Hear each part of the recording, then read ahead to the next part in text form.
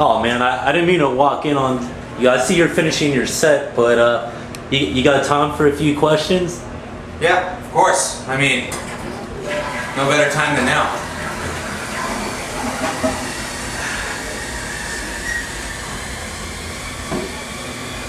So first off, seeing your set, everything seems like everything kind of like bring it in and stuff. I mean, how do you feel your performance has gone so far? Not just today, other days along the Warped Tour.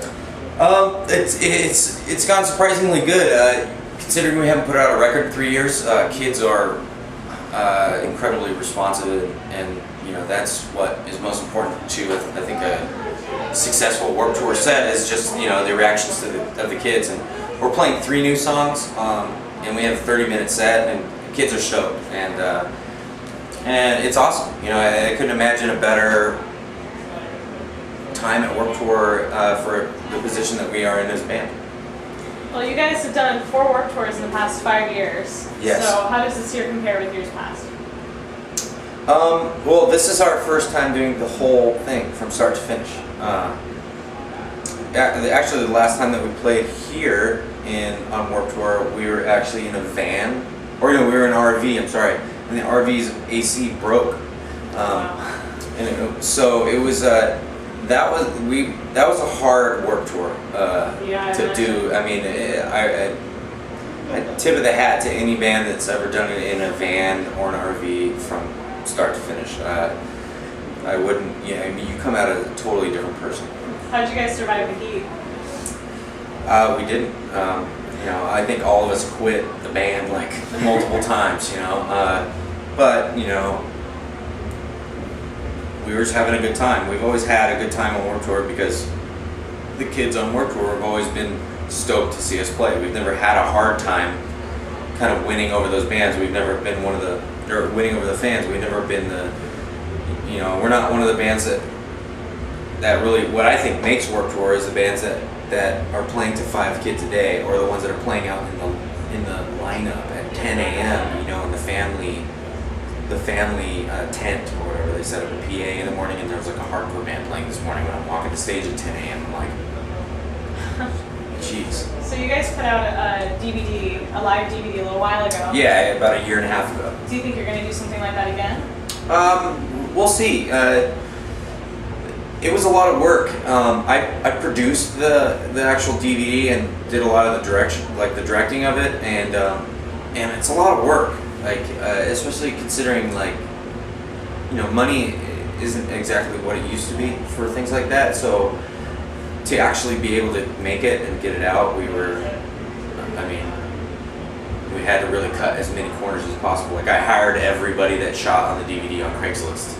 Wow. So we have a new record coming out, and that comes out on September 8th. It's called Search of Solid Ground, and that's actually, there's going to come with a making of DVD, which a friend of ours, director Chris Sims, shot, and it's a combination of the process of making our new record, as well as some live in studio rehearsal footage that we shot, and it's cool. So jumping around a little bit, when you guys first started, you didn't do any promotion online, so any fans that wanted to find you had to really search or go to other fans for information. And now you guys do a lot of blogging and you're on Twitter all the time. What made you guys change? Honestly, it wasn't that we didn't do promotion prior to that, but we did it on more of a grassroots level. We really had interactions with fans, and then the fans that we really had personal relationships with us worked as a social network. So it wasn't as we were working with Sony and then people were just kind of following us. Obviously in the with technology and the internet, everything changes overnight. So I think the cool thing about things like Twitter and stuff like that are you can go no kid would know that Saosin is going to play at X amount of this time Warped Tour unless they were at the Warped Tour, and it's just a cool way to do things, to update people on it, and it's all based on what those people want to be updated about, because a lot of times I get annoyed when when things are updating to me that I didn't sign up for. I think we've all experienced spam mail. So it's almost like a voluntary spam mail, and it's cool. Cool. Do you think using blogs and Twitters and things has given you a bigger fan base as well? I'm not sure. I think it has its pluses and minuses.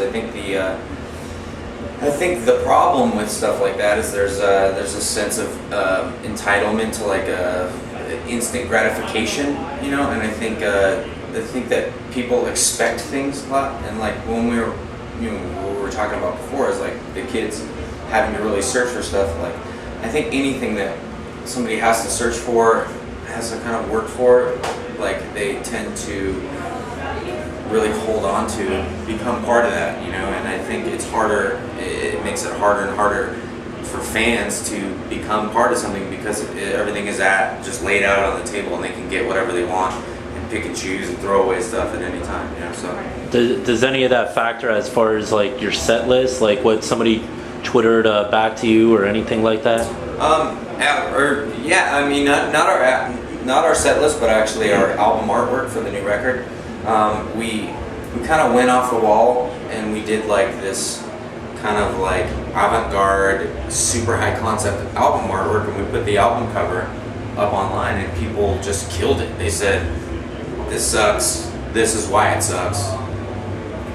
Why are you doing this? We expect more from the band." And we kind of like looked at that. We're like, they're totally right. Like what we're good at as far as on the album artwork side is that we're better at like more simple and strong imagery instead of like high concept like sci-fi stuff, which is what we did. So I pulled the album artwork and we redid it, and that's a lot.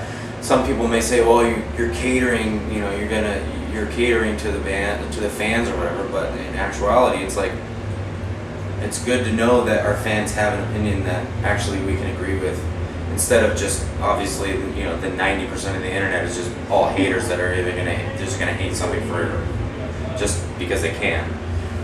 So in that aspect, it was good to have something to pull us back into where we probably should have been in the first place.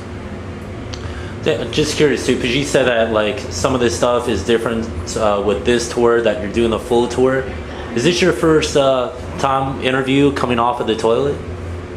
Absolutely, yes. Absolutely. So now you got another experience. Yeah. Well, you gain new experiences every night on a Warped Tour. So. Sounds good. And just for fans, anything else? Maybe like you said you're working on the new album and everything. Any singles you're planning to drop? Videos? Anything? We're working on a video on a video idea right now, and then hopefully we're going to shoot it sometime next month. And the business of singles and going and all that. That's like that's one of the reasons we signed to a record label. So I don't really deal with that. We just kind of make the songs and make sure that the songs are good. Is there anything that's influencing you on the new album? Maybe not just like another band's music, but maybe, I don't know, something tragic you've seen or something you want to speak about? No, I mean, the process of the actual recording was the majority of it was done by ourselves. Like I produced 5 tracks on the record, but our guitar player mixed the entire record. Obviously, it came up with the album artwork, design and layout and all that stuff was all done by the band, and now we're writing video. So, I mean, we're just trying to really kind of go back to where we started, which was doing everything by ourselves, and that's kind of what's influenced, because we realize that,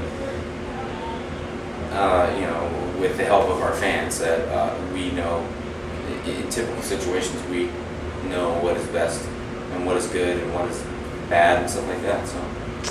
All right, and just finishing up, website, MySpace, anything fans should go to? You're probably all over the place since you're doing Twitter too. Yeah, you can go to myspace.com/Saosin or our website, saosin.com. Or if you come out to the Warped Tour, you can pick up the digital version of our new CD, which comes out September 8th, and a t-shirt for $20. Sounds good. Appreciate it.